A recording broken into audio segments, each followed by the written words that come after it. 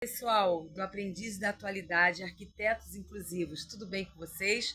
Eu sou Ana Cláudia Lopes, mãe educadora, faço parte lá, né, dessa construção junto com meu filho, que ele é realmente minha inspiração, minha fonte de inspiração para eu estar aqui, do artista autista, seu olhar diz, artista autista inspira, e também nós temos Adaptar para Vencer Inclusão, que são nossos livros, e, no caso, Jogo Te Amo, que são os jogos que a gente constrói.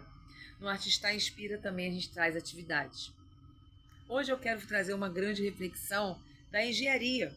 Nós temos a engenharia civil, que constrói, né, desde a base, os prédios, e também temos a engenharia que se preocupa com a gestão, que é a engenharia hospitalar, gestão do hospital, que são a gestão ligada à área da saúde, que são os equipamentos.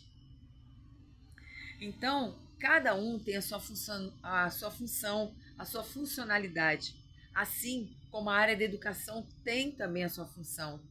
Mas se a gente for parar, são às vezes áreas diferentes, distintas, como a engenharia civil e a engenharia hospitalar.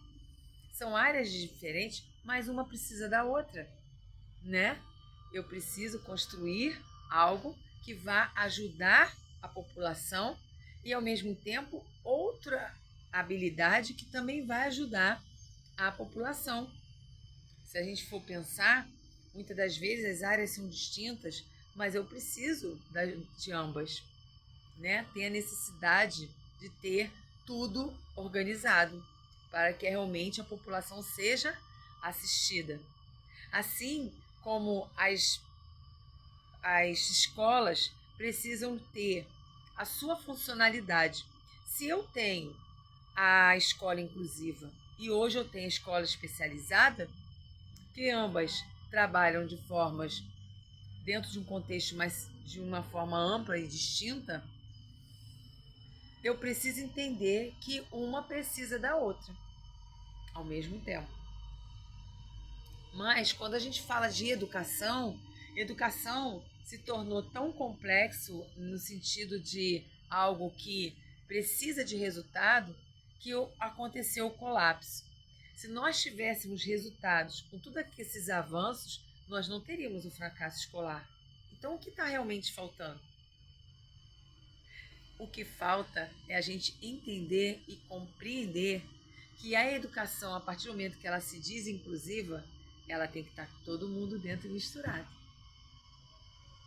E aí que realmente, quando a gente traz aí a questão da engenharia, a gente sabe que está construindo dentro daquilo que ele se formou, seja a engenharia civil, seja a engenharia hospitalar. O problema é que a educação ela é única também. Ela é única. A engenharia ela vai trabalhar as questões dela diferenciada, mas uma também vai interligar com a outra, mas elas não são dependentes. No caso da especializada e a inclusiva, uma depende da outra, para que tenha existência. Então é importante a gente entender que na educação tem que estar todo mundo junto e misturado. E a psicopedagogia traz esse grande avanço dentro do propósito, onde a gente traz temas importantes a partir do nível 3 de suporte. É onde essa criança ela precisa de apoio, ela não precisa só do mediador, ela precisa de apoio em todos os sentidos. E aí que entra esse trabalho. Porque a gente tem a tendência a dizer que eles não conseguem, eles não sabem fazer, eles não vão fazer, eles não vão interagir, eles não vão estar.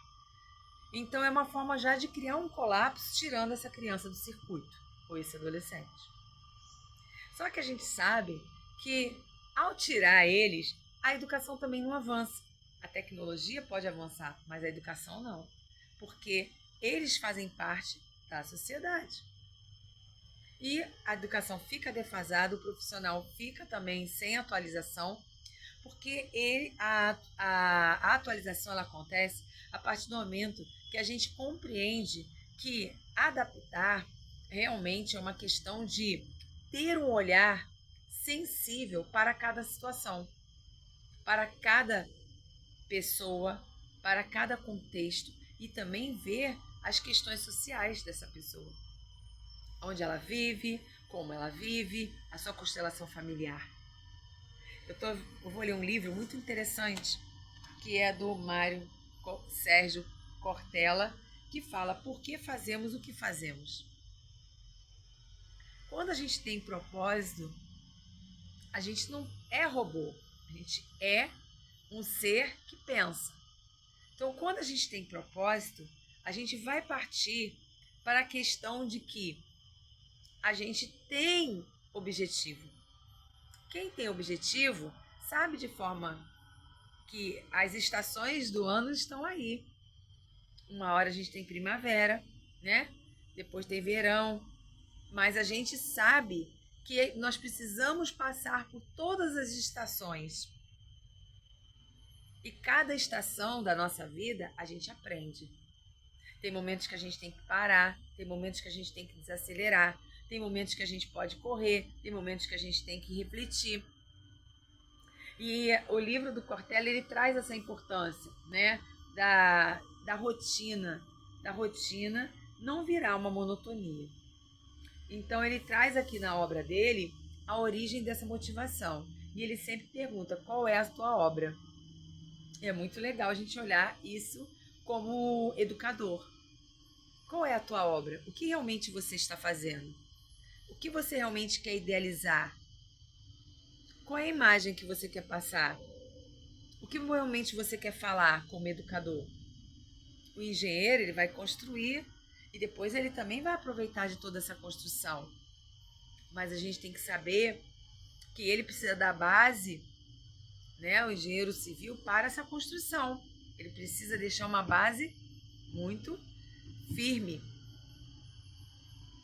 E, independente do engenheiro hospitalar, que tem outra função, né, de cuidar dos equipamentos dentro de um hospital, mas ele tem o objetivo da área da saúde.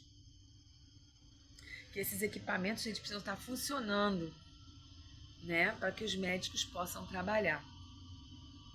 Então, claro que acaba se interligando, porém, a gente precisa entender que são dependentes.